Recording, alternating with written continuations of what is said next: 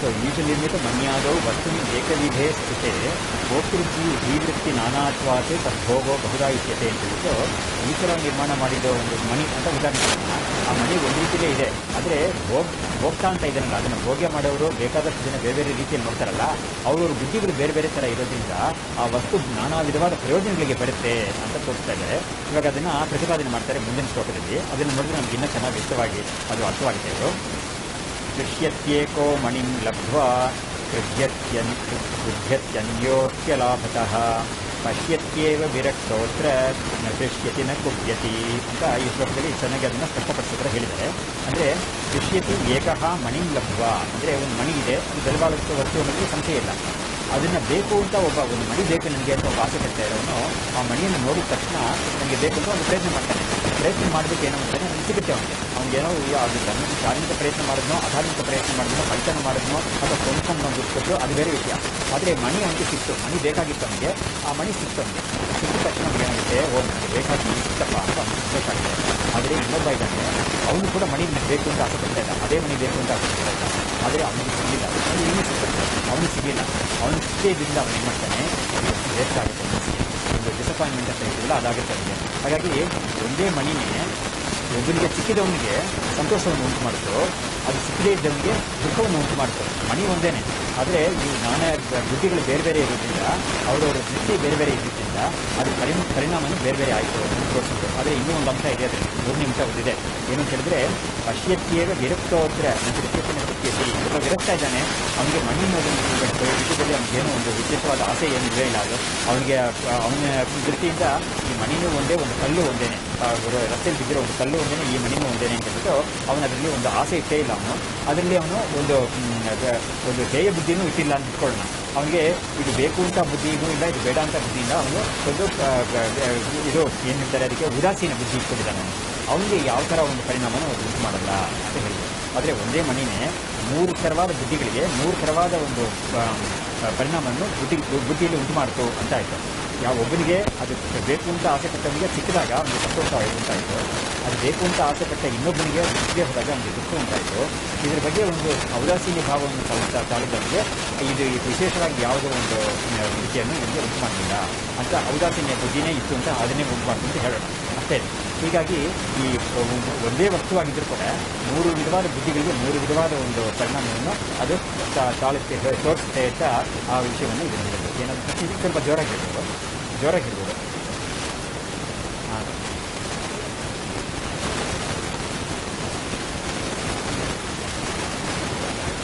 ಹಾಂ ಹಾಂ ಅದು ಇನ್ನೊಂದು ಕಲ್ಪನೆಯಲ್ಲಿ ಮಾಡ್ಬೋದು. ಇವಾಗ ಉದಾಹರಣೆಗೆ ಒಂದು ಮಣಿ ಅಂತ ಬಂದಮೇಲೆ ಒಬ್ಬ ವ್ಯಾಪಾರಿ, ಅದೇ ಕರೆಕ್ಟ್, ಒಂದು ಮಣಿ ಅಂತ ಬಂದಮೇಲೆ ಒಬ್ಬ ವ್ಯಾಪಾರಿ, ಮಣಿ ವ್ಯಾಪಾರಿ ಏನು ಮಾಡ್ತಾನೆ, ಅದನ್ನು ಕೊಂಡ್ಕೊಳ್ಳೋಕ್ಕೆ ನೋಡ್ತಾನೆ, ಕೊಂಡ್ಕೊಂಡು ಅದನ್ನು ಇನ್ನೊಬ್ಬರಿಗೆ ಲಾಭ ಇಟ್ಟು ಮಾರೋಕ್ಕೆ ನೋಡ್ತಾನೆ. ಆದರೆ ನೀವು ಹೇಳ್ತೀರ ಒಬ್ಬ ಒಂದು ಉಂಗುರಕ್ಕೆ ಅದನ್ನು ಸೇರಿಸ್ಕೊಳ್ಳೋಣ ಅಂತ ಆಸೆ ಪಟ್ಟವನು ಅದೇ ಮಣಿಯನ್ನೇ ತನ್ನ ಉಂಗುರದಲ್ಲಿ ಅದು ಅಲಂಕಾರವಾಗಿರುತ್ತೆ ಅಂತ ನೋಡ್ತಾನೆ ಅವನು. ಹಾಗಾಗಿ ಬೇರೆ ಬೇರೆ ಬುದ್ಧಿಯಲ್ಲಿ ಬರುತ್ತೆ ಅನ್ನೋದ್ರೆ ಸಂಶಯ ಇಲ್ಲ. ಇವರೇನು ಮಾಡಿದ್ರು, ಉದಾಹರಣೆ ಕೊಟ್ಟು ನಿಮಗೆ ಒಂದೇ ವಸ್ತುನೇ ಹೇಗೆ ಬೇರೆ ಬೇರೆ ಬುದ್ಧಿಗಳ ದೃಷ್ಟಿಯಿಂದ ಬೇರೆ ಬೇರೆ ಥರವಾದ ಒಂದು ಪರಿಣಾಮವನ್ನು ಉಂಟು ಮಾಡುತ್ತೆ. ಇದೇ ಜೀವಸೃಷ್ಟಿ ಅನ್ನೋದಕ್ಕೆ ಉದಾಹರಣೆ ಇದೆ ಅಂತ ಅವರು ತೋರಿಸಿದ್ರು. ಇನ್ನೂ 1-2 ಉದಾಹರಣೆ ಕೊಡ್ತಾರೆ ಮುಂದಕ್ಕೆ.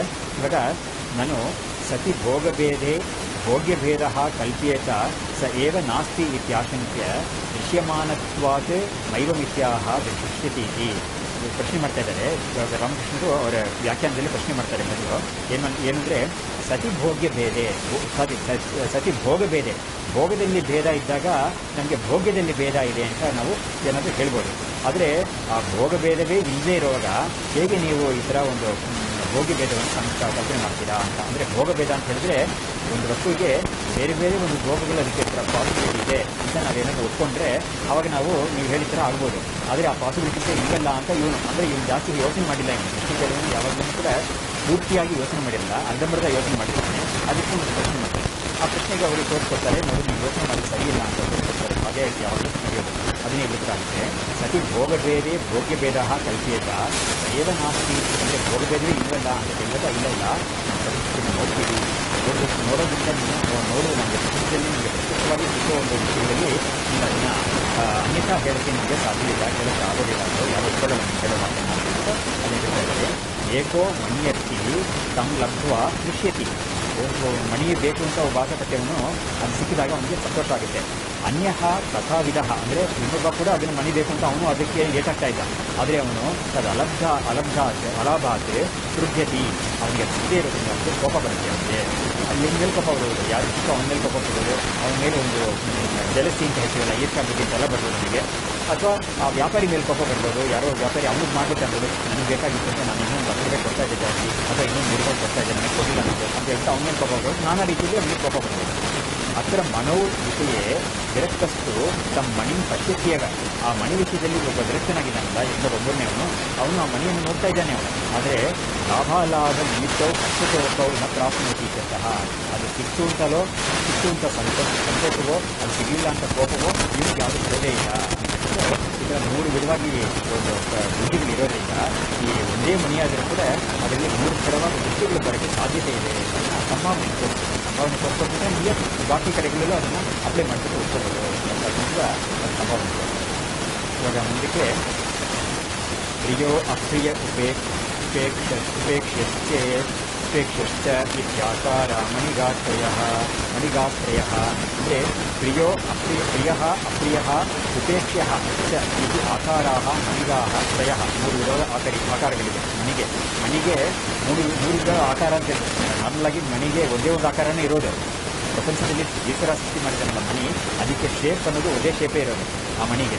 ಆದರೆ ನೀವು ಕೊಡ್ತಾ ಇರೋ 3 ಜೀವಗಳ ದೃಷ್ಟಿಯಿಂದ ಅದಕ್ಕೆ 3 ಶೇಪ್ಸ್ ನಾವು ನೋಡ್ಬೋದು, 3 ಫಾರ್ಮ್ಸ್ ನೋಡ್ಬೋದು, ಮತ್ತು ಆಕಾರಗಳು ನೋಡ್ಬೋದು. ಒಬ್ಬನಿಗೆ ಕ್ರಿಯಾಕಾರವಾಗಿರುತ್ತೆ, ಇನ್ನೊಬ್ಬನಿಗೆ ಅದು ಅಪ್ರಿಯಕಾರವಾಗುತ್ತೆ, ಅದು ಇನ್ನೊಬ್ಬನಿಗೆ ಉಪೇಕ್ಷವಾಗಿರುತ್ತೆ. ಅಂದರೆ ಇವಾಗ ನೋಡಿ, ಬಟ್ ಒಂದು ವಸ್ತುವಲ್ಲಿ ಈ ಗ್ರೇಪ್ಸ್ ಆರ್ ಸವರ್ ಅಂತ ಒಂದು ಪ್ರಸಿದ್ಧಿ ಇದೆ. ಈ ಪ್ರಾಣಿ ಯಾವುದಾದ್ರೂ ತೊಲಗೆ ಆಗಲಿ ಅದು ಆ ಗ್ರೇಪ್ಸ್ ಬೇಕು ಅಂತ ಆಸೆ ಪಡ್ತಾ ಇತ್ತು. ಆದರೆ ಎಷ್ಟೇ ಟ್ರೈ ಮಾಡಿದ್ರು ಕೂಡ ನನಗೆ ಸಿಕ್ಕಲಿಲ್ಲ. ಅದು ಸಿಕ್ಕದೆ ಹೋದ್ಮೇಲೆ ಅದೇನೇನು ಸಿಕ್ಕದೆ ಹೋದರೆ ಪರವಾಗಿಲ್ಲ, ಅದೇನು ಅದು ಹುಳಿ ಇರುತ್ತೆ. ಅದು ಹುಳಿಯಾದ ಒಂದು ದ್ರಾಕ್ಷಿಗಾಗಿ ನಾನು ಯಾತಕ್ಕೆ ಕಷ್ಟಪಡಬೇಕು ಅಂತ ಹೇಳ್ಬಿಟ್ಟು ಆ ಕಡೆ ಹೊರಟೋಗುತ್ತೆ. ಹಾಗಾಗಿ ಏನಾಯಿತು, ಅದಕ್ಕೆ ಮೊದಲು ಚೆನ್ನಾಗಿದೆ ಅಂತ ಒಂದು ಬುದ್ಧಿ ಬಂದರು. ಇವಾಗ ಏನಾಯಿತು, ಕೊನೆಯಲ್ಲಿ ಅದು ಸಿಕ್ಕಲಿಲ್ಲ ಅಂತ ಆದಮೇಲೆ ಅದು ಆ ವಸ್ತುವಲ್ಲಿ ಕೂಡ ಒಂದು ಚೆನ್ನಾಗಿಲ್ಲ ಅಂತ ಒಂದು ಬುದ್ಧಿ ಬರ್ತಿದೆ. ಅದೇ ಥರ ಈ ಮಣಿ ವಿಷಯದಲ್ಲಿ ಕೂಡ ಬರ್ಬೋದು. ಯಾರಿಗೆ ಸಿಕ್ತೋ ಅವನು ಸಂತೋಷ ಪಡ್ತಾನೆ, ಅದನ್ನು ಮತ್ತೆ ನೋಡ್ತಾನೆ, ಅವ್ನಿಗೆ ಯಾವ ಒಂದು ಆಭರಣ ಸೇರಿಸ್ಕೋಬೇಕು ಅದಕ್ಕೆ ಪ್ರಯತ್ನ ಮಾಡ್ತಾನೆ, ಅದಕ್ಕೆ ಒಂದು ಪ್ರವೃತ್ತಿ ಮಾಡ್ತಾನೆ. ಆದರೆ ಬೇಕು ಅಂತ ಮುಂಚೆ ಅನ್ಕೊಂಡು ಆಮೇಲೆ ಸಿಕ್ಕದೆ ಹೋದಾಗ ಅವನು ಒಂದು ಕೋಪ ಮಾಡ್ಕೊತಾನಲ್ಲ, ಅವನ ದೃಷ್ಟಿಗೆ ಏನಾಗ್ಬೋದು, ಇವಾಗ ಆ ವಿಷಯದಲ್ಲಿ ಅಪ್ರಿಯತೆ ಬರ್ಬೋದು, ಅಪ್ರಿಯತೆ ಬಂದ್ಬಿಡ್ಬೋದು. ಅದೇನು ಅಷ್ಟೇ ತಾನೇ ಇದೆ, ಅದಕ್ಕಿಂತ ದೊಡ್ಡ ಮನೆ ತುಂಬ ಚೆನ್ನಾಗಿದೆ, ಮನೆ ನಾನು ಇನ್ನೊಂದು ತಗೊಳ್ತೀನಿ. ಸೊ ಇದರಲ್ಲಿ ಅವನಿಗೆ ಅಪ್ರಿಯತ್ವ ಅಂತ ಉಂಟಾಗ್ಬೋದು ಅನ್ನೋದನ್ನು ಅದನ್ನು ತೋರಿಸ್ತಾ ಇದ್ದಾರೆ. ಪ್ರಿಯ ಅಪ್ರಿಯ ಉಪೇಕ್ಷೆ, ಮೂರನೇವನು ಹೇಳಿದ್ರು ವಿರಕ್ತ ಅಂತ, ಅವನಿಗೆ ಉಪೇಕ್ಷಾ ಬುದ್ಧಿನೇ ಇದೆ, ಅವನಿಗೆ ಯಾವ ಥರ ಒಂದು ಪ್ರಿಯನೋ ಅಪ್ರಿಯನೋ ಉಂಟಾಗಿಲ್ಲ ಅಂತ. ಇದರ ಜೊತೆಗೆ ಮಣಿಗಾಹ ತ್ರಯ ಆಕಾರಾಹ ಅಂತ 3 ವಿಧದ ಆಕಾರಗಳಿದೆ. ಸೃಷ್ಟಿಯಾಗಿದೆ ಯಾವುದೋ ಈ 3 ವಿಧದ ಆಕಾರಗಳು ಸಿದ್ಧವಾಗಿವೆ. ಯಾರಿಂದ ಸಿದ್ಧವಾಗಿವೆ? ಜೀವರುಗಳಿಂದಲೇ ಸಿದ್ಧವಾಗಿದೆ. ಈಶ್ವರ ನಿರ್ಮಾಣ ಮಾಡಿದ ಮಣಿಗೆ ಈಶ್ವರ ಏನು ಇದಕ್ಕೆ ಪ್ರಿಯತ್ವ ಅಪ್ರಿಯತ್ವ ಏನು ಅಂದ್ಕೊಡ್ಲಿಲ್ಲ. ಆದರೆ ಜೀವರುಗಳು ಏನು ಮಾಡಬೇಕು, ಅದನ್ನು ನೋಡಿಬಿಟ್ಟು ಇದು ಪ್ರಿಯವಾಗಿದೆ, ಇದು ಅಪ್ರಿಯವಾಗಿದೆ, ಇದು ಉಪೇಕ್ಷವಾದ್ದು ಅಂತ ಹೇಳ್ಬಿಟ್ಟು 3 ವಿಧವಾದ ಬುದ್ಧಿಗಳು ಇವರು ಸೃಷ್ಟಿ ಮಾಡ್ತಾರೆ. ಹಾಗಾಗಿ ಮಣಿ ಒಂದೇ ಇದ್ರೂ ಕೂಡ 3 ಬುದ್ಧಿಗಳು ಸೃಷ್ಟವಾಯ್ತಲ್ಲ ಅಂತ ಹೇಳ್ಬಿಟ್ಟು ಅದನ್ನೇ ಹೇಳ್ತಾ ಇದ್ದಾರೆ. ಜೀವಸೃಷ್ಟಿ ಅನ್ನೋದು ನಾನಾ ಥರವಾಗಿರ್ಬೋದು, ಆದರೆ ಈ ಸೃಷ್ಟಿ ಯಾವುದೋ ಒಂದೇ ಥರ ಇರುತ್ತೆ. ಅದು ಆದರೆ ಜೀವಸೃಷ್ಟಿ ಅಂತ ಒಂದು ಇದೆ ಅನ್ನೋದನ್ನು ಪ್ರತಿಪಾದನೆ ಮಾಡ್ತಾ ಇದ್ದಾರೆ. ಮತ್ತೆ ಅದನ್ನು ಹೇಳ್ಕೊಡ್ತಾ ಇದ್ದಾರೆ. ನಿಮಗೆ ಈ ಥರ ಉದಾಹರಣೆಗೆ ಕೊಡ್ತಾ ನಮ್ಗೆ ಏನು ಸಾಬೀತಾಗ್ತಾ ಇದೆ ಮತ್ತು ಏನು ಸಿನಿಮಾ ಮಾಡ್ತಾ ಇದ್ದಾರೆ. ಪ್ರಪಂಚದಲ್ಲಿ ಈಶ್ವರ ಪ್ರಪಂಚವನ್ನು ಸೃಷ್ಟಿ ಮಾಡಿದ್ದಾನೆ, ಅದನ್ನು ಸಂಶಯವಿಲ್ಲ. ಆದರೆ ಜೀವರುಗಳು ತಮ್ಮ ದೃಷ್ಟಿಕೋನಗಳು ಬೇರೆ ಆಗಿರೋದ್ರಿಂದ ಆ ಜೀವರುಗಳು ಕೂಡ ಆ ವಸ್ತು ಮೇಲೆ ಒಂದು ಪ್ರಭಾವವನ್ನು ಬೀರ್ತಾ ಇದ್ದಾರೆ ಅಂತ ತೋರಿಸ್ತಾ ಇದ್ದಾರೆ. ಜನ ಹೇಳ್ತಾ ಇದ್ದಾರೆ ನೋಡಿ, ಇವಾಗ ಒಂದು ವಾಟರ್ ಫಾಲ್ಸ್ ಅಂತ ಇಟ್ಕೊಂಡು ಒಬ್ಬರು ನೋಡೇ ಇಲ್ಲ ವಾಟರ್ ಫಾಲ್ಸ್. ಎಷ್ಟೋ ವರ್ಷಗಳಿಂದ ವಾಟರ್ ಫಾಲ್ಸ್ ಇದ್ದಾನೆ ಇದೆ. ಒಂದು ಕಡೆ ಏನಾಯಿತು, ಒಬ್ಬ ಟ್ರೆಕ್ಕಿಂಗ್ ಯಾರೋ ಒಬ್ಬ ಹೋದಾಗ ಅವನು ಒಂದು ಡೀಪ್ ಫಾರೆಸ್ಟ್, ಅದು ಆ ಡೀಪ್ ಫಾರೆಸ್ಟಲ್ಲಿ ಅವನು ಏನು ಮಾಡ್ದ, ಅವನು ಟ್ರೆಕ್ಕಿಂಗ್ ಹೋದಾಗ ಅವನಿಗೆ ಒಂದು ವಾಟರ್ ಫಾಲ್ಸ್ ನೋಡಿಬಿಟ್ಟು ತುಂಬ ಚೆನ್ನಾಗಿದೆಯಪ್ಪ ಇದು ಅಂದ್ಬಿಟ್ಟು ಅವನು ಅದ್ಭುತ ತುಂಬ ಆಶ್ಚರ್ಯಪಟ್ಟು ಅವನು ತಗೊಂಡೋಗ್ತಾನೆ. ವಿಜಯ್ ಚಂದ್ರ ಅಂತಲ್ಲ, ಅದನ್ನು ಚೆನ್ನಾಗಿ ಇದು ಶೂಟ್ ಮಾಡ್ಕೊಂಡು ಬರ್ತಾನೆ. ಬಂದುಬಿಟ್ಟು ಅವನು ಥಿಯೇಟರ್ ಇಲ್ಲಿಗೆ ಹೊರಗೆ ಬರ್ತಾನೆ, ಟಿ ವಿ ಹೊರಗಡೆ ಹೋಗ್ತಾನೆ. ಹೋಗ್ಬಿಟ್ಟು ಅದನ್ನು ನೋಡ್ಬಿಟ್ಟು ಎಲ್ಲರೂ ಏನು ಮಾಡ್ತಾರೆ, ಜಾಗವನ್ನು ನಾವು ಹೋಗಬೇಕು ಅಂದ್ಬಿಟ್ಟು ಗೌರ್ಮೆಂಟ್ ದೃಷ್ಟಿಗೆ ಬರ್ತೇವೆ. ದೃಷ್ಟಿಗೆ ಬಂದಾಗ ಅವ್ರು ಏನು ಮಾಡ್ತಾರೆ, ಇದನ್ನು ಟೂರಿಸಮ್ ಸ್ಪಾಟ್ ಅಂತ ಡೆವಲಪ್ ಮಾಡೋಣ ಅಂತ ಮಾಡ್ತಾರೆ. ಮಾಡಿಬಿಟ್ಟು ಎಷ್ಟೋ ಜನಕ್ಕೆ ಅದಕ್ಕೆ ಹೋಗಿ ಅಲ್ಲಿ ಹೋಗಿ ಸೇರೋಕ್ಕೆ ತುಂಬ ಅನುಕೂಲವಾಗಿರೋ ರೋಡ್ಸ್ ಎಲ್ಲ ಮಾಡ್ತಾರೆ ಅಂತ ಅದೆಲ್ಲ ಇಟ್ಕೊಳ್ಳೋಣ. ಏನೇ ಆದರೂ ಕೂಡ ಇದಕ್ಕೆ ಮುಂಚೆ ಇವನು ಹೋಗಿ ಅದನ್ನು ನೋಡೋಕ್ಕೆ ಮುಂಚೆ ಅದು ಯಾರೂ ನೋಡದೇ ಇರೋ ಒಂದು ಪದಾರ್ಥವಾಗಿರ್ತದೆ. ಈಶ್ವರ ಸೃಷ್ಟಿ ಅಷ್ಟೇನೆ ಅದು. ಆದರೆ ನೀವು ಹೋಗಿ ನೋಡಿದ ಮೇಲೆ ಏನಾಯಿತು, ಅದು ಒಂದು ಜೀವ ಸೃಷ್ಟಿ ಅಂತ ಬಂದ್ಬಿಟ್ಟು ಇದು ಪ್ರಿಯವಾದ ಒಂದು ವಸ್ತು ಅಂತ ಒಂದು ಸಿದ್ಧವಾಯಿತು. ಸೊ ಹೀಗೆ ಉಂಟಾಗುತ್ತೆ ಲೋಕದಲ್ಲಿ ಅದನ್ನು ತೋರಿಸಿದೆ. ಇವಾಗ ಇದು ಬಂಧಕ್ಕೆ ಕಾರಣ ಅನ್ನೋದು ನಮಗೆ ಇದಕ್ಕೆ ಬರುತ್ತೆ, ಅದು ತೋರಿಸ್ಕೊಡ್ತಾರೆ. ಅಂದರೆ ಅದಕ್ಕೆ ಅದು ಬಂಧಕ್ಕೆ ಕಾರಣವಾಗಿ ಆಗ್ಬೋದು ಅನ್ನೋದಕ್ಕೆ ಮೊದಲು ಸಂಭಾವನೆ ತೋರಿಸ್ಬೇಕಲ್ಲ, ಆ ಸಂಭಾವನೆಯನ್ನು ಈ ಶ್ಲೋಕಗಳಲ್ಲಿ ಅವ್ರು ತೋರಿಸ್ತಾ ಇದ್ದಾರೆ. ಹೀಗೆ ತೇ ಭೋಗಭೇದೋಪರಕ್ತಾಃ ಜೀವಸೃಷ್ಟಾಃ ಆಕಾರಭೇದಾಃ ಇತ್ಯತಃ ಕ್ರಿಯೈತಿ.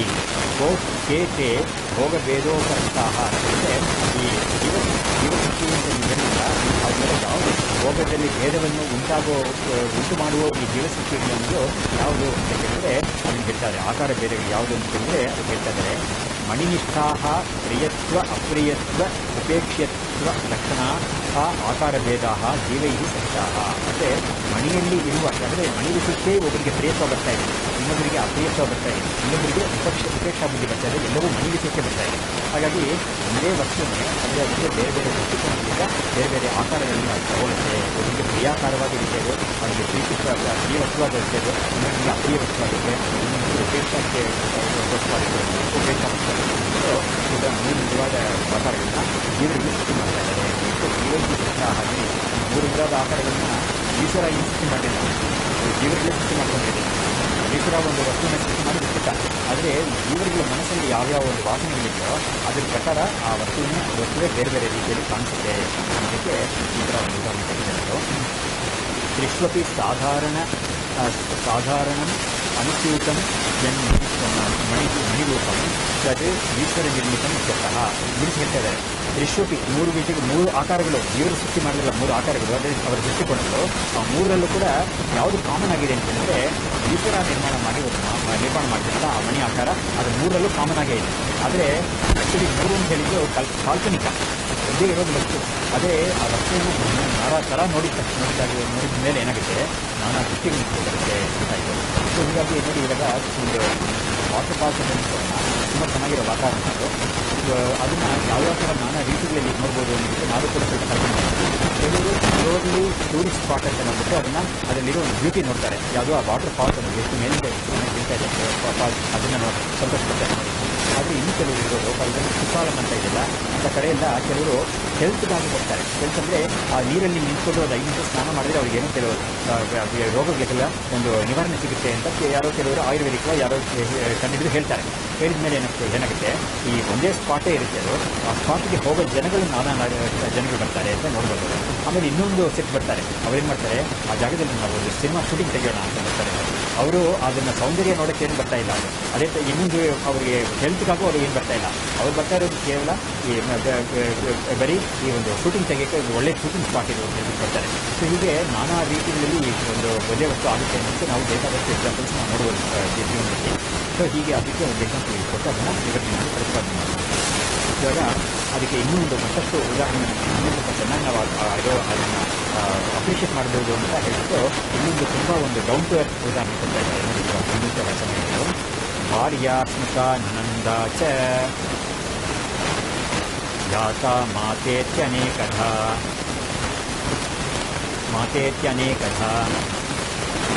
ಪ್ರತಿಯೋಗಿ ಧಿಯಾ ಯೋಚಿತ್ ವಿದ್ಯತೇನ ಸ್ವರೂಪತಃ ಅಂತ ಹೇಳಿ ಒಂದೇ ಒಂದು ಸ್ತ್ರೀ, ಆ ಸ್ತ್ರೀ ಯಾವ್ಯಾವ ಥರ ಬೇರೆ ಜನಗಳಿಂದ ನೋಡಲ್ಪಡ್ತಾಳೆ ಅನ್ನೋದಕ್ಕೆ ಉದಾಹರಣೆ ಕೊಡ್ತಾ ಇದ್ದಾರೆ. ಒಬ್ಬನಿಗೆ ಅವಳು ಭಾರ್ಯ ಅಂತ ಅನ್ನಿಸ್ತಾಳೆ, ಯಾಕಂದರೆ ಅವಳನ್ನ ಮದುವೆ ಮಾಡ್ತಿದ್ದೆ ಅವನಿಗೆ, ಗಂಡನಿಗೆ ಅವಳು ಭಾರ್ಯ ಅಂತ ಅವನು ನೋಡ್ತಾನೆ ಅವಳನ್ನ. ಇನ್ನೊಬ್ಬಳಿಗೆ ಸ್ಮೃಷ ಅಂತ ಹೇಳಿದರೆ ಅವಳಿಗೆ ಅಂದರೆ ಒಂದು ಇದು ಅತ್ತೆ ಅಂತ ಹೇಳ್ಬೋದಲ್ಲ, ಅತ್ತೆ ಅಂತ. ಸೊ ಹೀಗಾಗಿ ಆ ಥರ ಒಂದಾಗುತ್ತೆ. ಆಮೇಲೆ ನನಂಗ ಅಂತ ಹೇಳಿದರೆ ಏನಾಯಿತು, ಒಂದು ನಾದಿನಿ ಅಂತ ಆಯಿತು.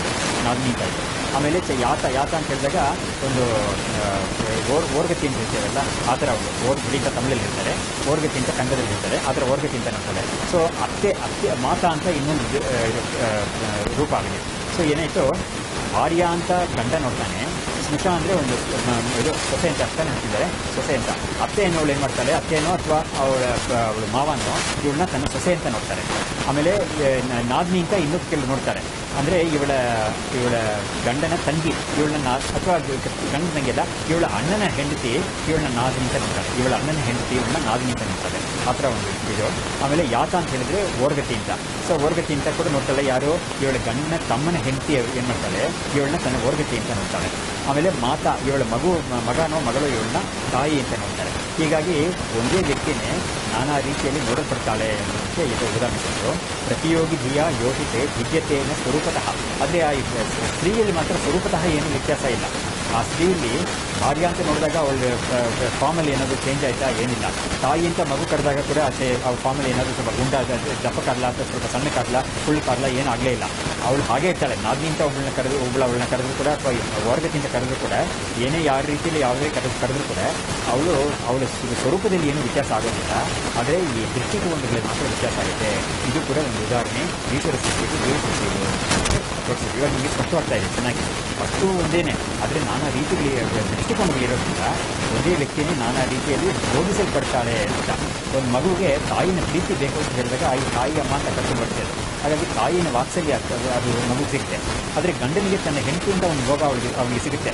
ಒಂದು ನಾದ್ನಿ ಅಂತ ಇವಳನ್ನ ನೋಡೋಳಿಗೆ ನಮ್ಮ ಅಣ್ಣನ ಇದು ನಮ್ಮ ಅಣ್ಣನ ಹೆಂಡತಿ ಅಥವಾ ನನ್ನ ಗಂಡನ ತಂಗಿ ಅವಳಿಂದ ಒಂದು ಉಪಯೋಗ ಪಡ್ಕೊಳ್ಳೋಣ ನಾವು ಅಂತ ಅವಳಿಗೊಂದು ಇದು ಉಪಯೋಗ ಸಿಗುತ್ತೆ.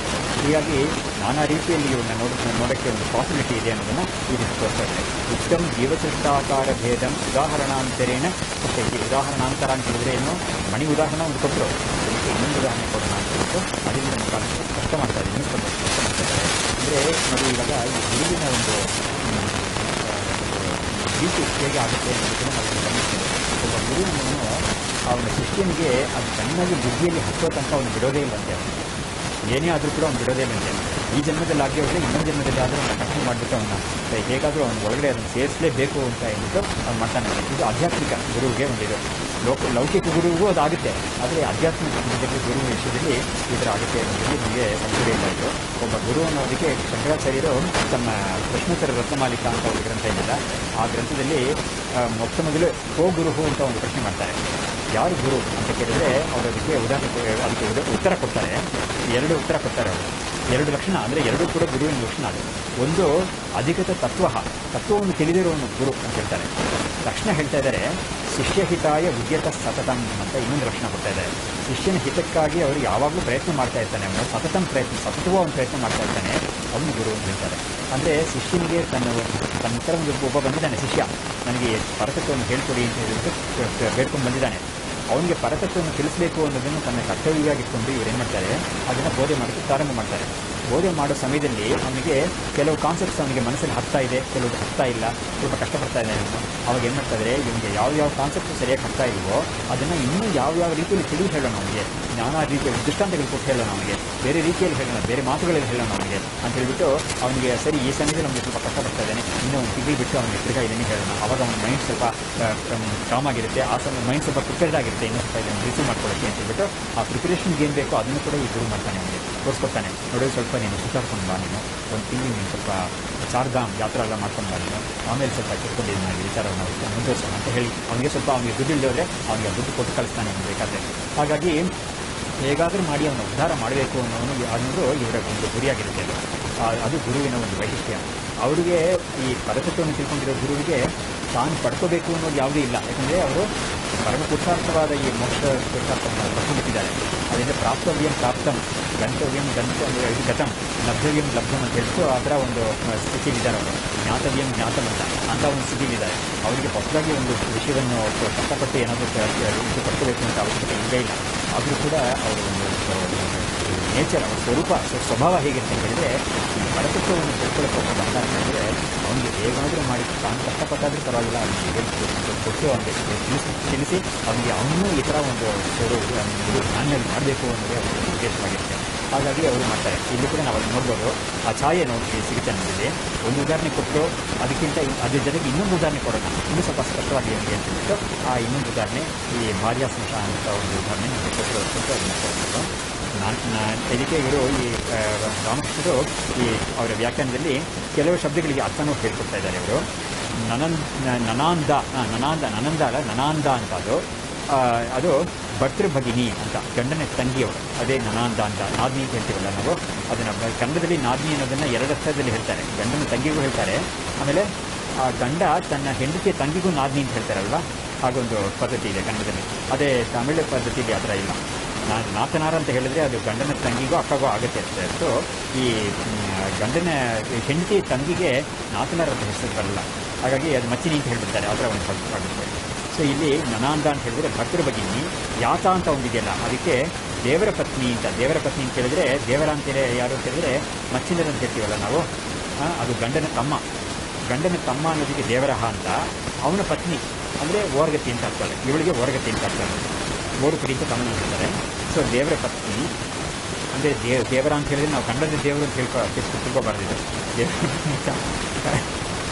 ಪ್ರತಿಯೋಗಿದೆಯ ಭರ್ತೃ ಶ್ವಶುರಾದಿ ಲಕ್ಷಣ ಪ್ರತಿಯೋಗಿ ಗೋಚರೆಯ ಬುದ್ಧ ಅಂತ.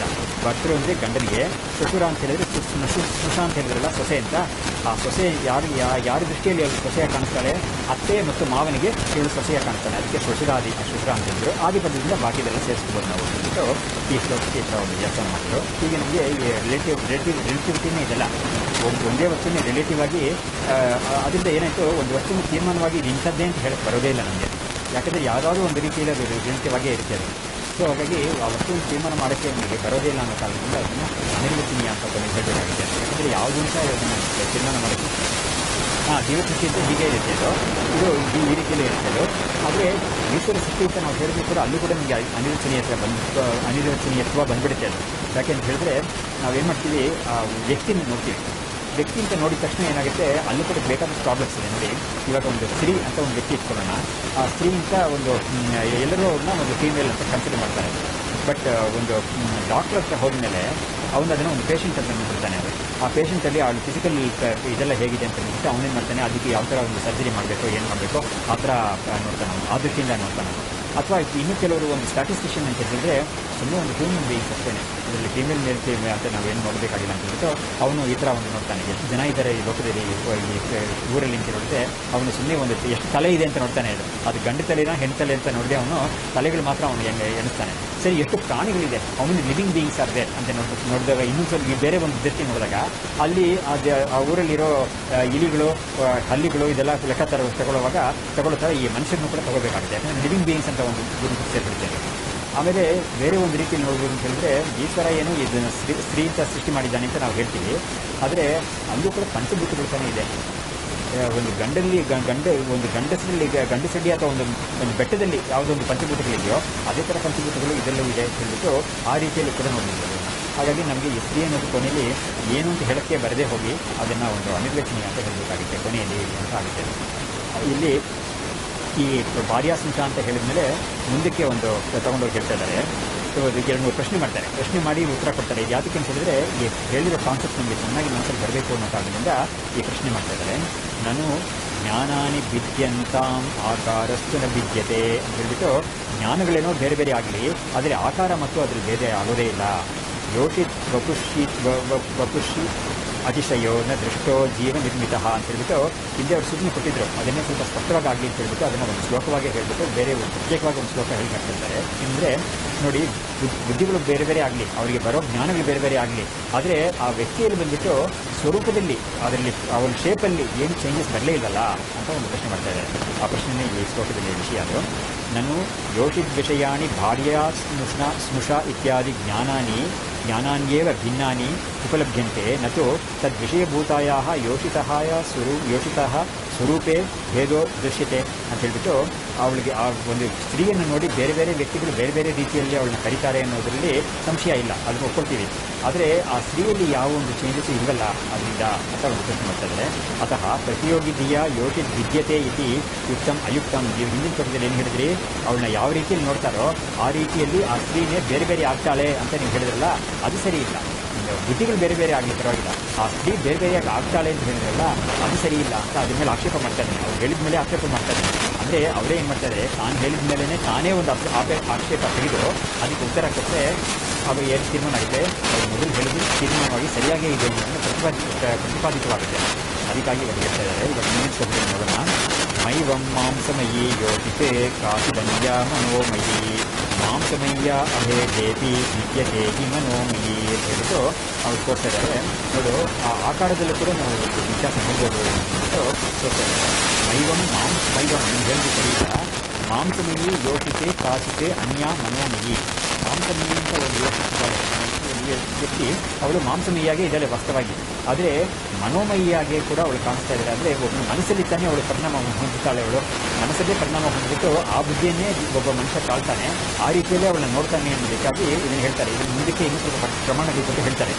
ಮಾಂಸಮಯ್ಯ ಅಭೇದೇತಿ ವಿದ್ಯತೆ ಹಿ ಮನೋಮಯಿ ಅಂದರೆ ನೋಡು, ಮಾಂಸಮಯಿ ಸ್ತ್ರೀ ಅನ್ನೋದರಲ್ಲಿ ಭೇದ ಇಲ್ಲ. ಆದರೆ ಮನೋಮಯಿ ಸ್ತ್ರೀ ಅಂತ ಯಾರು ಇಟ್ಕೊಂತಾರೋ, ಯಾರೋ ಭಾರ್ಯ ಅಂತ ಇವನು ಹೇಳ್ತಾರಲ್ಲ, ಅವನು ಕೂಡ ತನ್ನ ಮನಸ್ಸಲ್ಲಿ ಇವನ್ನ ಹೆಂಡತಿ ಅಂತಾನೆ ನೋಡ್ತಾ ಇದ್ದಾನೆ. ಆಮೇಲೆ ನಾದ್ನಿ ಅಂತ ನೋಡೋಳು ಕೂಡ ಬೇರೆ ನಾದ್ನಿ ಅಂತ ನೋಡ್ತಾ ಇದ್ದಾಳೆ. ಅವಳು ಭಾರ್ಯ ಅಂತ ನೋಡ್ತಾ ಇದ್ದಾಳೆ, ಅವಳು ನಾದ್ನಿ ಅಂತ ನೋಡ್ತಾ ಇದ್ದಾಳೆ. ಒಂದೇ ವ್ಯಕ್ತಿನೇ. ಹೀಗೆ ಬೇರೆ ಬೇರೆ ವ್ಯಕ್ತಿಗಳು ಬೇರೆ ಬೇರೆ ಬುದ್ಧಿಯಿಂದ ಇದೇ ವ್ಯಕ್ತಿನೇ ಬೇರೆ ಬೇರೆ ಬುದ್ಧಿ ತಾಳ್ತಾರಲ್ಲ, ಆ ಬುದ್ಧಿ ತಾಳೋದೇನೇ ನಾನು ಬೇರೆ ಬೇರೆ ರೂಪ ತಗೊಳ್ತಾಳೆ ಅಂತ ಹೇಳಿದ್ದು ತಗೊಳ್ತಾ ಇದ್ದಾರೆ. ಇವರೇನು ಕ್ಲೈಮ್ ಮಾಡಲಿಲ್ಲ, ಅವಳ ಸ್ವರೂಪದಲ್ಲಿ ವ್ಯತ್ಯಾಸ ಆಗುತ್ತೆ ಅಂತ ಕ್ಲೈಮ್ ಮಾಡಲಿಲ್ಲ ಇವರು. ಅವಳ ಫಿಸಿಕಲ್ ಆಗಿ ಅವಳ ವಿಷಯದಲ್ಲಿ ಹೇಗೆ ಇರ್ತಾಳೆ ಅವಳು ಹಾಗೆ ಇರ್ತಾಳೆ ಅಂತ ಒಪ್ಪಿದ್ದಾರೆ ಇವರು. ಹಾಗೆ ಅವಳ ಬೇರೆಗಳು ಹೇಗೆ ಬರುತ್ತೆ ಅಂತ ಹೇಳಿದ್ರೆ ಸ್ವಲ್ಪ ಹೆಚ್ಚು ತೋರಿಸ್ಕೊಡ್ತಾರೆ. ಅದಕ್ಕೆ ಪ್ರಶ್ನೆ ಮಾಡ್ತಾರೆ. ಈ ಬಗ್ಗೆ ವ್ಯಾಖ್ಯಾನ ಅಂತಂದರೆ ರಾಮಕೃಷ್ಣರು ಜ್ಞಾನವೈಲಕ್ಷಣ್ಯಸ್ಯ ಜ್ಞೇಯವೈಲಕ್ಷಣ್ಯ ಅವಿನಾಭೂತತ್ವಾತ್ ಜ್ಞೇಯಾಕಾರಭೇದೋ ಅಂಗೀಕರ್ತವ್ಯಃ ಇತಿ ಆಶಯೇನ ಪರಿಹರತಿ. ಅಂದರೆ ಜ್ಞಾನವೈಲಕ್ಷಣ್ಯ ಅಂತಂದ್ರೆ ಜ್ಞಾನ ವಿಲಕ್ಷಣವಾಗಿ ಬೇರೆ ಬೇರೆ ವ್ಯಕ್ತಿಗಳು ಬೇರೆ ಬೇರೆ ರೀತಿಯಲ್ಲಿ ಬುದ್ಧಿ ಬರ್ತಾ ಇದೆ ಅವಳು ನೋಡಿದಾಗ. ಆಗಿರೋದು ವೈಲಕ್ಷಣ್ಯ ಅವಿನಾಭೂತತ್ವ. ಅವ್ರು ಯಾವ ಒಂದು ಪದಾರ್ಥವನ್ನು ನೋಡ್ತಾ ಇದ್ದಾರೋ ಆ ಪದಾರ್ಥದಲ್ಲಿ ವೈಲಕ್ಷಣ್ಯ ಇಲ್ಲದೆ ಹೋದರೆ ಇವ್ರ ಬುದ್ಧಿಗಳಲ್ಲಿ ಆ ಥರ ಒಂದು ವೈಲಕ್ಷಣ್ಯ ಬರ್ತಾ ಇರಲಿಲ್ಲ ಅನಿಸ್ತದೆ. ನೋಡಿ, ಇವಾಗ ಒಂದು ಸ್ತ್ರೀ ಇದ್ದಾಳೆ, ಅವಳಿಗೆ ಅವರು ಮಾಂಗಲ್ಯ ಎಲ್ಲ ಹಾಕೊಂಡಿದ್ದಾರೆ, ಅವಳ ಕಾಲಲ್ಲಿ ಅದಕ್ಕೆ ಹೇಳ್ತಾರೆ ಕಾಲುಂಗುರ ಅದೆಲ್ಲ ಹಾಕೊಂಡಿದ್ದಾರೆ. ಈ ಥರ ಒಂದು ಸುಮಂಗಲಿಯಾಗಿ ನೋಡಿದಾಗ ಇವನಿಗೆ ತನ್ನ ಹೆಂಡತಿ ಇವರು ಅಂತ ಒಂದು ತಾನು ಕಟ್ಟಿದ ತಾಲಿ ತನ್ನ ಹೆಂಡತಿಗೆ ತಾನು ಕೊಟ್ಟಿದ್ದು ಕಂತು ಅದನ್ನ ಮುಟ್ಕೊಂಡಿದ್ದಾಳೆ ಇವಳು ಅನ್ನೋದೆಲ್ಲ ಇವ್ನು ನೋಡಿಬಿಟ್ಟು ಹಾಗೆ ನೋಡ್ತಾವೆ.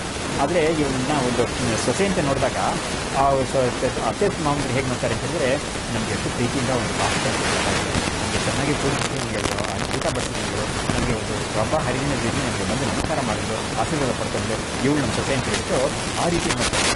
ಹಾಗಾಗಿ ಅವರು ಈ ಮಾಂಗಲ್ಯ ಹೂ ಮುಟ್ಕೊಂಡಿದ್ದು ಅಂಥ ವಿಷಯಗಳೆಲ್ಲ ಇವನು ನೋಡಿದ ಹಾಗೆ ನೋಡಲ್ಲ. ಅವರು ಇವಳು ಒಂದು ಬಗ್ಗೆ ನಮಸ್ಕಾರ ಮಾಡಿದ್ದು, ಇವರಿಗೆ ಒಂದು ಪಾಸ್ ಕೊಟ್ಟಿದ್ದು, ಇಂಥ ವಿಷಯಗಳಲ್ಲಿ ಅವ್ರು ನೋಡಿದ್ದು ಅವಳನ್ನ ನನ್ನ ಸೊಸೆ ಅಂತ ಮಾಡ್ತಾರೆ. ಹೀಗೆ ಒಬ್ಬೊಬ್ಬರು ಒಂದು ರೀತಿ ಮಾಡ್ತಾರೆ. ಮಗು ಅಂತ ಹೇಳಿದಾಗ ಆ ಮಗು ಇದು ತನ್ನ ಎಲ್ಲಿ ಇಟ್ಕೊಂಡು ಹೇಗೆ ಲಾಲ್ಸಿದ್ರು ನಮ್ಮ ತಾಯಿ ಅಂತ ಹೇಳಿಬಿಟ್ಟು ಆ ಥರ ನೋಡುತ್ತೆ. ಹೀಗಾಗಿ ಒಬ್ಬೊಬ್ರಿಗೂ ಒಂದೊಂದು ರೀತಿಯಾಗಿ ಕಾಣ್ಕೊಳ್ತಾಳೆ ಅಂತ ಹೇಳ್ತಾ ಇದ್ದಾರೆ. ಆಕಾರದಲ್ಲಿ ವ್ಯತ್ಯಾಸ ಇಲ್ಲ, ಆದರೂ ಕೂಡ ಅವ್ರ ಸ್ವರೂಪದಲ್ಲಿ ವ್ಯತ್ಯಾಸ ಇಲ್ಲ, ಮಾಂಸನಿಗೆ ಸ್ವರೂಪದಲ್ಲಿ ವ್ಯತ್ಯಾಸ ಇಲ್ಲ. ಆದರೂ ಕೂಡ ಒಬ್ಬೊಬ್ರಿಗೂ ಆ ಬುದ್ಧಿ ಬರೋದಕ್ಕೆ ಕಾರಣ ಅವಳನ್ನ ಬೇರೆ ಬೇರೆ ರೀತಿಯಾಗಿ ಅವ್ರು ಕಾಣ್ತಾ ಇದ್ದಾರೆ ಅನ್ನೋದು ಕೂಡ ಅದನ್ನು ಉಟ್ಕೋಬೇಕಾಗಿದೆ. ಅಂದರೆ ನನಗೆ ಹೇಳಿದ ನಿಮಗೆ ಇಲ್ಲ ಅಂತ ಅನ್ಸಲ್ಲ ಅಲ್ವಾ ಖಂಡಿತ. ಹಾಗಾಗಿ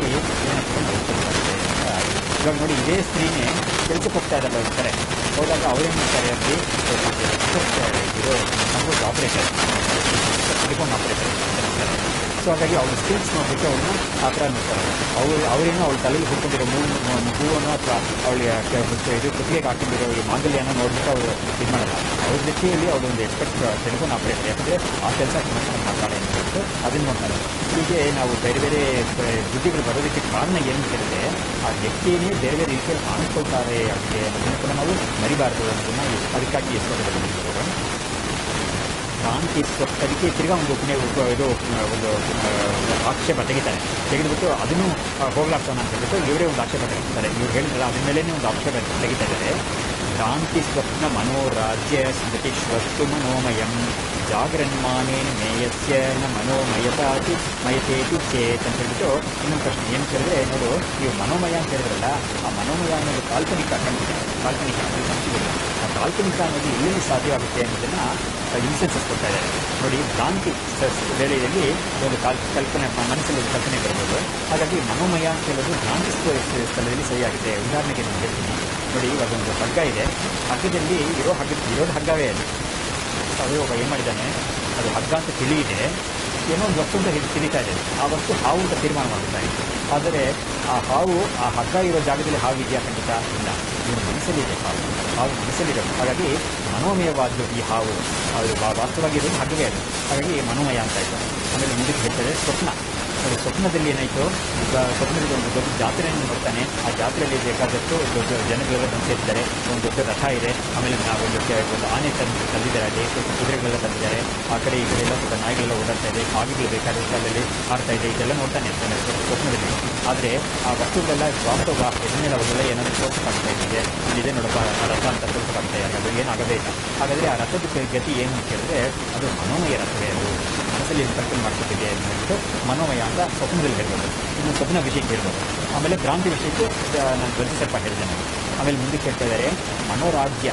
ಮನೋರಾಜ್ಯ ಅಂದರೆ ಏನು, ಒಂದು PSK ಅಂತೆಲ್ಲ ಹೇಳ್ತಾರಲ್ಲ, ಅಂದರೆ ಮನಸ್ಸಲ್ಲಿ ಒಂದು ಕಲ್ಪನೆ ಮಾಡ್ಕೊಳ್ತಾ ಇದ್ದಾನೆ. ಏನು ಅಂತ ಹೇಳಿದ್ರೆ, ನಾನೊಂದು ಸೈಟ್ ತಗೊಂಡಿದ್ದೀನಿ, ಆ ಸೈಟಲ್ಲಿ ಇಂಥ ಒಂದು ಮನೆ ಕಟ್ಟಬೇಕು, ನಾನು ಇದನ್ನ ಕಟ್ಟಕ್ಕೆ ಅವನಿಗೆ ದುಡ್ಡೇನು ರೆಡಿ ಆಗಿಲ್ಲ, ಅವನಿಗೆ ಅದು ಇನ್ನೂ ಒಂದು 10 ವರ್ಷ ಆಗ್ಬೋದೇನೋ ಅವನಿಗೆ ದುಡ್ಡು ರೆಡಿ ಆಗಿದೆ. ಸೈಟ್ ಮಾತ್ರ ಇವನಿಗೆ ಬಂದಿದೆ, ಅದು ಯಾರೋ ಒಂದು ತಂದೆ ಕಡೆಯಿಂದ ಸೈಟ್ ಬಂದಿದೆ ಅವನಿಗೆ. ಅದು ಮನೆ ಕಟ್ಕೊಳ್ಳೋಕ್ಕೆ ಇವನಿಗೆ ಸಾಮರ್ಥ್ಯ ಇದೆ ಅವನು. ಅವ್ರಿಗೆ ಆದರೂ ಕೂಡ ಏನು ಮಾಡ್ತಾನೆ, ಅದ್ರ ಮುಂದೆ ಅವ್ನ ಮನೆ ಕಟ್ಟೋಣ, ನಾವು ಇಂಥ ಕಡೆ ನಾವು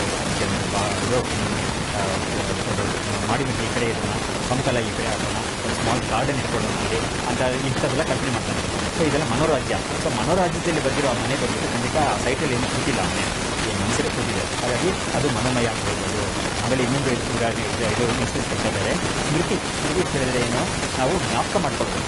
ನಾವು ಹೋದ ವರ್ಷ ನೋಡಿದ್ರಲ್ಲ ಒಂದು ಜೋಪಾಲ್ಸ್ ಹೋಗಿದ್ದಲ್ಲ, ಅದು ಚೆನ್ನಾಗಿದ್ದಪ್ಪ ಅಂತ ಹೇಳಿದ್ರು. ಇವಾಗ ಕೂತ್ಕೊಂಡು ಇವನು ಮನೇಲಿ ಅದನ್ನು ಸೀನ್ಸ್ ಎಲ್ಲ ಮನಸ್ಸಲ್ಲಿ ತಿರ್ಗಾ ಒಂದು ರಿಕಾಲ್ ಮಾಡ್ತಾ ಇದ್ದಾನೆ, ಒಂದು ಫ್ಲ್ಯಾಶ್ ಬ್ಯಾಕ್ ಮಾಡ್ತಾ ಇದ್ದಾನೆ.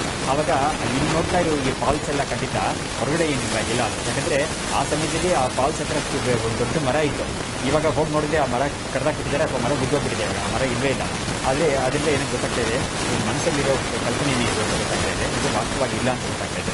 ಸ್ಮೃತಿ ಸಮಯದಲ್ಲಿ ವಾಸ್ತವವಾಗಿ ಇಲ್ಲ, ಅದು ಮನಸ್ಸಲ್ಲಿ ಮಾತ್ರ ಇದೆ. ಸೊ ಹೀಗಾಗಿ ಇಂಥ ಸಮಯದಲ್ಲೆಲ್ಲ ಮನೋಮಯ ಅಂತ ಹೇಳ್ಬಿಟ್ಟು ಜಾಗೃನ್ಮಾನೇನು ಮೇಯಸ್ಯ ಮನೋಮಯತಾ ಇಚ್ಛೆ. ಅಂದರೆ ಜಾಗೃತದಷ್ಟೇನೆ ನಾವು ಒಂದು ವ್ಯಕ್ತಿಯನ್ನು ನೋಡ್ತಾ ಇದ್ದೀವಲ್ಲ, ಆವಾಗ ನಮ್ಮ ಕಣ್ಣಲ್ಲಿ ಇಟ್ಕೊಂಡು ನೋಡ್ತಾ ಇದ್ದೀವಿ. ಆ ವ್ಯಕ್ತಿಯಲ್ಲಿ ಬಂದುಬಿಟ್ಟು ನಮ್ಮ ಮನೋಮಯತ್ವ ಹೇಗೆ ಬೆಳಕಾಗುತ್ತೆ ಅಂತ ಮಾಡ್ತಾರೆ. ಅದಕ್ಕೆ ಉತ್ತರ ಕೊಡ್ತಾರೆ ಹಿಂದಿನ ಶ್ಲೋಕದಲ್ಲಿ. ಪಾಠಂ ಮಾನೇತು ಮೇಯೇನ ಯೋಗ ವಿಷಯಾಕೃತಿ ವಾಕ್ಯವಾರ್ತಿಕಾರಾಭ್ಯಾಂ ಅಯಮರ್ಥಪುರೀರತಃ ಅಂತ ಹೇಳಿದ್ರು. ನೀವು ಹೇಳಿದ್ದು ಸರಿಯನ್ನೇ. ಮಾನೇತು ಮೇಯೇನ ಯೋಗಾತೆ ಸ್ಯಾತ್ ವಿಷಯಾಕೃತಿ. ಮಾನ ಅಂತ ಹೇಳಿದ್ರೆ ಏನು, ಪ್ರಮಾಣ. ಮೇಯ ಅಂತ ಹೇಳಿದ್ರೆ ಪ್ರಮೇಯ ವಸ್ತು. ಸೊ ಪ್ರಮಾಣದಿಂದ ನಾವು ಒಂದು ಪ್ರಮೇಯ ವಸ್ತುವನ್ನು ಗ್ರಹಿಸ್ತೀವಲ್ಲ, ಆ ವಿಷಯದಲ್ಲಿ ಆ ಒಂದು ಆಕೃತಿ ಅನ್ನೋದಿದೆಯಲ್ಲ, ಅದರಲ್ಲಿ ನಮಗೇನು ಸಂಶಯವೇ ಇಲ್ಲ, ಅದನ್ನು ನಾವೆಲ್ಲ ಹೇಳ್ತಾ ಇಲ್ಲ. ಆದರೆ ಈ ವಿಷಯಕ್ಕೆ ನೀವು ಕೇಳಿದ ಪ್ರಶ್ನೆಗೆ ನಮಗೆ ಭಾಷ್ಯಕಾರರು ಮತ್ತು ಭಾಷ್ಯಕಾರರು ಯಾರು ಶಂಕರಾಚಾರ್ಯರು, ಭಾಷ್ಯಕಾರರು ಸುರೇಶ್ ಇವರಿಗೆಲ್ಲ ಅವ್ರ ಗ್ರಂಥಗಳಲ್ಲಿ ಕೆಲವು ವಿಷಯಗಳು ಹೇಳಿದ್ದಾರೆ. ಆ ವಿಷಯವನ್ನು ಹೇಳಿ ನಿಮಗೆ ಸಮಾಧಾನ ಹೇಳ್ತೀನಿ. ಸೊ ಅದು ಒಂದು ಪೀಠಿಕೆ ಮಾತ್ರ ಮಾಡಿದ್ದಾರೆ. ಆ ಸಮಾಧಾನ ಏನು ಹೇಳ್ತಾರೆ, ಆ ಯಾವ್ಯಾವ ಗ್ರಂಥಗಳಿಂದ ತಗೊಂಡು ಯಾವ್ಯಾವ ವಿಷಯವನ್ನು ಹೇಳ್ತಾರೆ ಅಂತ ನಾವು ಮುಂದಿನ ತರಗತಿಯಲ್ಲಿ ನೋಡೋಣ. ಇಲ್ಲಿ ಈ ಪೀಠಿಕೆಯನ್ನು ಹೇಳಿದ ಮಾತ್ರ ವ್ಯಾಖ್ಯಾನ, ಪ್ರಾಮುಖ್ಯ ವ್ಯಾಖ್ಯಾನ ನೋಡಿ ನಾವು ಈ ತರಗತಿ ಮುಗಿಸೋಣ. ಪ್ರಮಿತಿಸ್ಥಳೇ ವಾಕ್ಯಂ ವಿಷಯ ಸತ್ವಂ ಅಂಗೀಕರೋತಿ. ಪ್ರಮಿತಿಸ್ಥಳೇ ಅಂತ ಹೇಳಿದ್ರೆ ಏನು, ಪ್ರಮೇಯವನ್ನು ನಾವು ಗ್ರಹಿಸಕ್ಕೆ ಯಾವುದು ಪ್ರಮಾಣವನ್ನು ಉಪಯೋಗಿಸ್ತೀವೋ, ಅಂದರೆ ಪ್ರಮೇಯ ಯಾವುದೋ ಒಂದು ವಸ್ತು ಎದುರುಗಡೆ ಇರೋದು ಮರ ಅಂತ ಇಟ್ಕೊಳ್ಳೋಣ. ಈ ಮರವನ್ನು ನಾವು ನೋಡ್ತಾ ಇದ್ದೀವಿ, ಯಾವುದರಿಂದ ಕಣ್ಣಿಂದ ನೋಡ್ತಾ ಇದ್ದೀವಿ. ಕಣ್ಣಿಂದ ನೋಡಬಹುದು, ಗೊತ್ತಾಗಿದೆ ಮರ ಅಷ್ಟು ಎಲೆಗಳೆಲ್ಲ ತುಂಬ ಹಸಿರಾಗಿದೆ, ಅದರಲ್ಲಿ ಒಂದು ಮನಸ್ಸಿಗೆ ಬರುತ್ತಲ್ಲ. ಈ ವಿಷಯದಲ್ಲಿ ನಮಗೆ ಒಂದು ವಿಷಯಾಕಾರ ಇದೆ ಅನ್ನೋದ್ರಲ್ಲಿ ನಾವು ಇಲ್ಲ ಅಂತ ಹೇಳ್ತಾ ಇಲ್ಲ. ಪ್ರಮಿತಿಸ್ಥಳೇ ವಾಕ್ಯಂ ವಿಷಯ ಸತ್ವಂ ಅಂಗೀಕರೋತಿ ಪಾಠಮಿತಿ ಕಥಂ ತರ್ಹಿ ತದ್ವಿಷಯಸ್ಯ ಮನೋಮಯತ್ವಂ ಉಚ್ಯತೆ ಇತ್ಯತಃ ಮಾನೇ ಇತಿ ಅಂತ ಹೇಳ್ಬಿಟ್ಟು ಮಾನೇ ವಿಷಯಾಕೃತಿಸ್ತು ತಸ್ಯ ಮೇಯೇನ ಯೋಗಾತ್ ಸಂಬಂಧಾತ್ ಸ್ಯಾತ್ ಅಂತ ಹೇಳ್ಬಿಟ್ಟು ನನು ಇದಂ ಮಾನೇ ವಿಷಯಾಕೃತಿಸ್ತು. ಮಾನೇ ಅಂತ ಹೇಳಿದ್ರೇನು, ಪ್ರಮಾಣದಲ್ಲಿ ವಿಷಯಾಕೃತಿಸ್ತು ವಿಷಯಾಕಾರ ಅನ್ನೋದು ತಸ್ಯ ಮೇಯೇನ ಯೋಗಾತ್ ಸಂಬಂಧಾತ್ ಸ್ಯಾತ್. ಅದಾಗಲಿ ಪರವಾಗಿಲ್ಲ. ಆದರೆ ನಾನು ಇದಂ ಸ್ವಕಪೋಲ ಕಲ್ಪಿತಂ ಇತಿ ಆಶಂಕ್ಯಾಹ ಭಾಷೆಯತಿ. ಇದು ನಾವು ಕೇಳ್ತಾ ಇರೋದು ಏನು ವಿಷಯವಾಗಿ ಹೇಳ್ತಾ ಇಲ್ಲ, ವಿಶೇಷವಾಗಿ ನಾವು ಕಲ್ಪನೆ ಮಾಡಿ ಹೇಳ್ತಾ ಇಲ್ಲ. ಇದರಲ್ಲಿ ಒಂದು ಪ್ರಮಾಣ ಇದೆ ಇದು ವಾಕ್ಯಕಾರ ಕೊಟ್ಟಿದ್ದಾರೆ ಮತ್ತು ವಾಕ್ಯಕಾರ ಕೂಡ ಇದು ಮಾಡಿದ್ದಾರೆ ಅಂದ್ಬಿಟ್ಟು ಮಾನೇ ವಿಷಯಾಕೃತಿಸ್ತು ಯಸ್ಯ ತಸ್ಯ ನೇಯನ ಯೋಗ ಸಂಬಂಧಾತ್ ಸ್ಯಾತ್ ಅಂತ ಹೇಳಿದ್ರೆ ಪ್ರಮಾಣ ಅಂತ ಹೇಳಿದ್ರೆ ಏನಾದರೂ ಆ ಪ್ರಮಾಣದಲ್ಲಿ ವಿಷಯಾಕೃತಿ ಯಾವುದೋ ವಿಷಯಕಾರ ಅಂತ ಬರುತ್ತೆ ಅದು ಸಸ್ಯ ನೇಯನ ಯೋಗ ಆ ಪ್ರಮಾಣ ಅನ್ನೋದು ಯಾವ ಪ್ರಮಾಣವನ್ನು ಇಟ್ಕೊಂಡು ಅವನು ಆ ಪ್ರಮೇಯವನ್ನು ನೋಡ್ತಾನೋ ಅದರಿಂದ ಒಂದು ವಿಷಯಾಕಾರ ಅಂತ ಬರುತ್ತೆ ಎಂದು ಯಾವ ಸಂಶಯವಿಲ್ಲ ಅದನ್ನು ನಾನು ಒಂದು ಇದಕ್ಕೆ ವಾಕ್ಯಕಾರರ ಒಂದು ಪ್ರಮಾಣದಿಂದ ಹೇಳ್ತೀನಿ ಅವ್ರು ಏನು ಹೇಳಿದಾರೋ ಅದೇನು ಹೇಳ್ತಾರೆ ಅಂದರೆ ಉಪದೇಶ ಅದರಲ್ಲಿ ಅದರ ನಂಬಿಕೆ ಈ ಅಧ್ಯಾಯದ ಮೊದಲನೇ ಶ್ಲೋಕದಲ್ಲಿ ಈಶ್ವರೇಣಾಪಿ ಜೀವೇನ ಸಿದ್ಧಂ ದ್ವೈತಂ ಕ್ರಿಯತೆ ವಿವೇಕೆ ಸತಿ ಜೀವೇನ ಧ್ಯೇಯೋ ಸಿದ್ಧಸ್ಥಿತಿ ಭವೇತ್ ಮನಸ್ಸೇ ಶಂಕರಾಚಾರ್ಯ ಗುರುಪಾದಾಂಬು ಜನ್ಮನೆ ಕವಿರಾಸ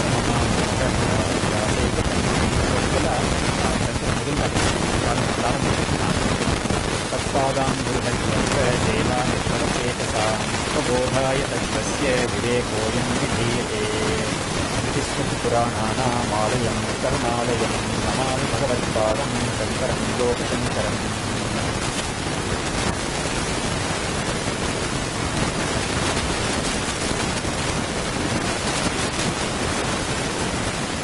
ಮನೆ ಕೋಶಕ್ಕೆ ಸೇರಿಲ್ಲ ಮತ್ತು ಕೋಶ ಇಟ್ಕೊಳ್ಬೇಕಾದ್ರೆ ಅದೇ ಮನೋಮಯ ಕೋಶ ಅನ್ನೋದು ಸಂಕಲ್ಪ ವಿಕಲ್ಪಾತ್ಮಕ ಅಂತ ಅದೆಲ್ಲ ಆಗುತ್ತೆ ಅಂತ ಹೇಳ್ಬೋದು. ಮನೋಮಯ ಕೋಶದಿಂದಲೇ ಇದನ್ನು ಗ್ರಹಿಸ್ತಾನೆ, ಗ್ರಹಿಸಿ ಒಳಗಡೆ ಒಂದು ಪಿಕ್ಚರ್ ಉಂಟು ಮಾಡ್ಕೊತಾನೆ ಅಥವಾ ಒಂದು ಭಾವನೆ ಉಂಟು ಮಾಡ್ಕೊತಾನೆ. ಆ್ಯಕ್ಚುಲಿ ಬುದ್ಧಿ ಅಂತಲೂ ಸೇರಿಸ್ಕೊಬೋದು. ಬುದ್ಧಿ ಅಂತ ಹೇಳೋದು ಇಂಟ್ರೆಸ್ಟೆಡ್ ಇನ್ ದಿಸ್ ಆಬ್ಜೆಕ್ಟ್, ಇದು ಬೇಕು ಅಂತಲೂ ಇಲ್ಲ, ಬೇಡ ಅಂತ ಹೇಳಿಲ್ಲ ಅವರಿಗೆ. ಅದು ಹೇಳ್ಬೋದು ಪ್ರಶ್ನೆ ಹೇಳ್ಬೋದು. Not necessarily but even in other ways. ಅದೇ ನೋಡಿ, ಇವಾಗ ಉದಾಹರಣೆಗೆ ನಾವು 20 ಜನಗಳಿಗೂ ಹೋಗಬೇಕಾಗಿಲ್ಲ. ಉದಾಹರಣೆಗೆ ಒಂದು ಮನೆಯನ್ನು ತಗೊಳ್ಳೋಣ, ಅದಕ್ಕೆ ಒಂದು 10,000 ರೂಪಾಯಿ ಇದೆ ಅಂತ ಒಂದು ಬೆಲೆ ಇದೆ.